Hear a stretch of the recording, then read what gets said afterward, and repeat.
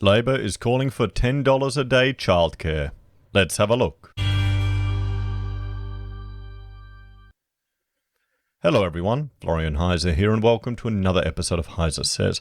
Grab your stein of coffee, because let's have a look at this article from news.com.au by Samantha Maiden, discussing Anthony Albanese's response to the federal budget and his calls for $10 a day childcare. Now, that's going to sway a lot of voters. That is going to sway a lot of voters. A lot of people have been critical of the lack of childcare subsidy or support or anything really in the federal budget. There are a lot of people that are frustrated with paying childcare. A lot of people got used to cheaper childcare due to all of the measures that were recently put in and then pulled away again. And so I know our neighbor who was frustrated. She's getting, cheaper childcare or free childcare, had to pay again. I bet you this would sway her vote. If Labor came in and was saying we'd have $10 childcare at the next election, how many people would vote that? Now we have a population issue. Our population isn't growing. People aren't having enough children. This could be, maybe it would encourage people to have another child, another kid. I think in some ways it's sad because they want to encourage women into the workforce so they can tax them, so then they could subsidize the childcare so that other people can raise their kids. It's kind of, you're missing out. You're really missing out. And a lot of people don't appreciate that until you have children. You would hope these people would be doing meaningful careers that they are passionate about, that is leaving a legacy, not just organizing meetings or the next pot lunch for the business. So let's have a look. The federal budget response. Opposition leader Anthony Albanese pledges big savings on childcare. We've got to remember they're just going to tax it from other sources or generate it via inflation. You pay for it one way or another, always. So Labor leader Anthony Albanese has delivered his big budget reply pitch with childcare a big winner, leaving parents with costs as little as $10 a day. I mean, we wouldn't see any benefit to this. We don't do childcare. But then Rachel and I, the way we've structured our lives are very different. We've had our own business before we had kids, so we just brought the kids to the office. Now I work from home. So, fortunately I've got a new, this NVIDIA RTX to remove the noise of the kids playing and doing stuff out in the backyard. That's part of it. I actually, in some ways, I'm quite lucky to be able to spend so much time just around my children. But a lot of people probably, maybe, I'm hoping because of this, the restrictions and the lockdown, some people have pulled away from the rat race and thinking, you know what, let's do things a bit differently. Let's look at a different option. You never know. Maybe I'm just being naive and optimistic. Labor leader Anthony Albanese has pledged to cover the cost of up to 90% of childcare for low-income families in his budget reply speech. It means Mr. Albanese's big budget pitch on childcare could leave some parents with out-of-pocket costs as little as $10 a day. For a family spending $110 a day on childcare, the out-of-pocket costs could be slashed to just $10. I mean, that's crazy. $110 a day on childcare. Some of these costs are just so high. But cost of living relief will also be offered to the vast majority of families using childcare, with Labor pledging the changes will leave 97% of families better off. Well, and then where are you going to get the money from? Where they're going to generate it from? Even the rich will get a more generous deal, with Labor lifting the income threshold where childcare subsidies are scrapped to a combined family income of $500,000. That they're just handing money out left, right, and center. Now, this is probably the world that we're in Australian politics. The Conservative Party has just gone nuts with the deficit. Now they can never again be critical of Labor running the country into huge deficit. They've lost any ability to argue that point. So if Labor wants to do this, why not? Why not? Let them do it. It's gonna buy them votes. People won't appreciate the implications of it. Working mothers should be able to afford childcare for their kids. It's as simple as that, Mr. Albanese said. Working should be a choice. If you're in a normal family, if you're in a stable family. See, this could also lead to more disintegration of the family unit, where people have the option to only pay $10 childcare. Well, then get rid of your partner you're not enjoying. I mean, these things have potentially much more significant consequences that the soundbite doesn't capture. Women are the key to kickstarting our economy again. In the worst recession in 100 years, we have to make sure women aren't forced to choose between their family and their jobs. Well, they are. If you're giving them this money, they're not spending any time with their family. Young children that are put into childcare, particularly very young ones, like infants, they have abandonment issues. It's not all nice and happy, guys. These things have consequences. We can't just let fees and out-of-pocket costs keep skyrocketing. Only Labor has a plan to put more money in the family budget and help women get back to work quickly. I'm just worried. This is more government intervention into a sector that's highly regulated. We saw all the corruption and dodginess that was happening in New South Wales, where people were claiming money left, right, and centre, were really gaming the system. Doesn't fill me with confidence. But by pitching childcare as an issue for working mothers rather than parents, Mr. Albanese was reverting to the same script that prompted a fiery confrontation between Prime Minister Scott Morrison and the ABC's Lee Sales this week, after she challenged the idea that childcare was an issue for working mothers rather than fathers too. Yeah, I get a dose of reality, ABC reporter. Come on. You know, most families have the traditional roles. Okay, normal people, they don't care. You work together as a partnership and do what you can to get ahead in this bloody, insane clown world that we're living at now. You know, I know Rachel would much rather spend time with her children than have to work all the time. And men, culturally, we've been trained and we're used to sacrificing for the family, for the greater good of our family. That's the responsibility of being the patriarch and head of a household. These are traditional roles that haven't disappeared, no matter how much the feminists want to pretend, no matter how much the social justice idiots think.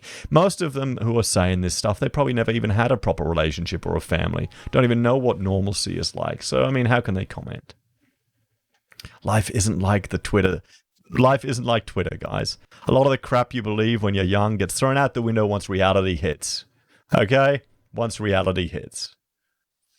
In Parliament, Labor leader Anthony Albanese hammered the Prime Minister over the failure to tackle childcare in the budget and mocked him for suggesting the budget was good for women if they also lived like driving on roads. Women have suffered most during the pandemic, but are reduced to a footnote. Yeah. I mean, this is my biggest problem with Labor. This is my biggest problem with Labor. They've lost their way. They've just jumped on board with all this identity politics rubbish. They believe in things like the wage gap. They think the wage gap is a real thing. They don't understand it's an earnings gap.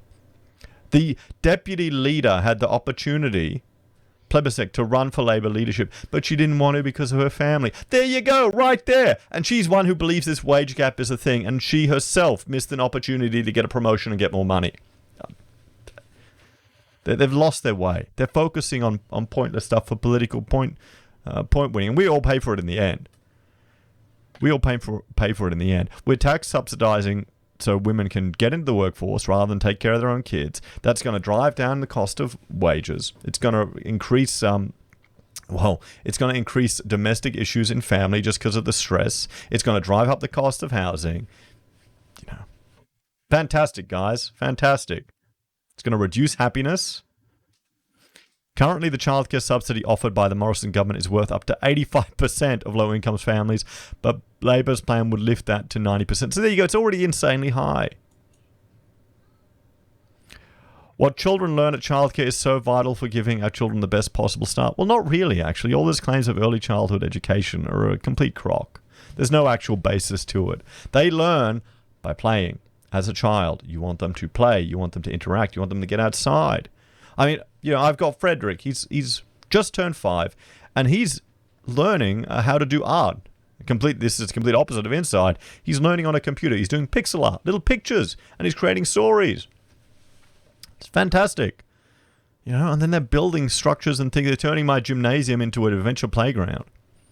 I'm using that as an excuse to be lazy and not do my weights. I really need to lift my game. But the current system of caps and subsidies and thresholds isn't just confusing and costly, it actually penalizes the families it's meant to help, Mr. Albanese said. Well, here's the thing. What that creates an incentive for you to work the system to ensure your income isn't so high that you lose the perks. You get this funny situation where someone actually earning more money could be worse off than someone in poverty because they get all these perks. It's just nuts. It is just nuts. Then you create a system of intergenerational poverty that continues. If I'm elected Prime Minister, I'm going to fix this. Labor's plan would remove the annual cap on childcare subsidies, eliminating once and for all the disincentive to work more hours. Oh, great. So they want you to work more hours so you have less time to spend with your family. But then I guess they can, indoctrinate the kids and teach them all this, whatever they want. All these government programs. I went into a childcare when we had an office in West End. There was a childcare just next door, and we thought, okay, we'll put meter in there, it'll be good. I went in, I just saw the crap they had on the walls, all this propaganda stuff, and I thought, you know what, I don't want my child in this space. This is all bull. I disagree with all the stuff they put up here. I want to raise my child, and then she can disagree with me all on her own. So under the plan, an Albanese government would scrap the $10,500.60 childcare subsidy cap, which often sees women losing money from an extra day's work. Lift the maximum childcare subsidy rate to 90% and increase childcare subsidy rates and taper them for every family earning less than $530,000. $500,000 you can bring in as a family, guys. Why the hell does someone on a household earning $500,000 need subsidies for this? Can someone explain, please? And that's probably pre-tax. So they're just going to increase your taxes to take the money off you, or inflate so your money's worth less, and then give it back to you in a subsidy. It's brilliant. They can take from you, then give back to you, and you think you're getting something, so you vote for them. Wow. Yep. Probably be cheaper to hire a nanny. What they need to do is get rid of fringe benefit so people can hire nannies as a business expense. Do that. Or allow businesses to hire nannies in the workplace for women to bring kids. In-office childcare. Reduce all the red tape. Reduce all the BS. It's such a regulated industry. It's crazy. So, this means 97% of families in the system would save between $600 to $2,900 a year. No family would be worse off, he said. Mr. Albanese's big spending budget in reply speech also unveils a huge boost to apprenticeships, jobs, and bringing down power prices with a big investment in the nation's electricity network. Under a plan to reduce power prices, Mr. Albanese said Australia should be a renewable energy superpower, updating the electricity transmission system. I've got very little confidence that that's going to work. Every time they propose these renewable energy plans and schemes, it always falls over. Every bloody time. Even Obama, all these schemes that they're praising about now, they're all lying abandoned.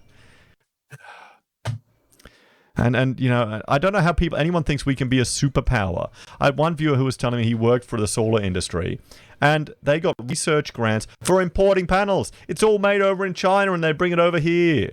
We're the importing superpower. We're the kicking the can down the road, property and importing superpower. That's us. We buy shit from overseas. That's Australia's special power. Level 2, let's skill. Print more money, guys, and then we'll just negative gear it. Bloody oath. Labor's rewiring the nation will invest $20 billion to rebuild and modernise the grid in line with a blueprint already completed.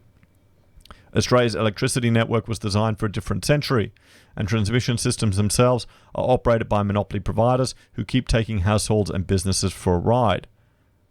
And so here we have it. So what we'll do is I will go through his speech probably later tonight. We'll do it as a live stream. But here are the winners. So road and rail are the winners in the budget. Super are the winners. Medicine, taxpayers, the losers are all the workers, the losers are CSIRO, and the losers are tech giants, and the losers are dodgy super, and the aged care. What do you think, guys? Do you support Labor's call for $10 a day childcare? Do you think families on $500,000 income need those subsidies. I don't know. You tell me, guys. It's going to be a vote winner. That's the thing. People will vote for it. That's the danger. They don't understand the cost of it. Anyway, thanks for watching. Please like, share, and subscribe to the channel. If you're a fan and want to support the content I create here, there are a few ways you can. You can join us on YouTube or Patreon. You can support us using our affiliate links you can find down below, buy our merch from HeiseSays, use Gold Pass from the Perth Mint, or support us via PayPal. Take care, guys. Have a great day. I'll see you next time.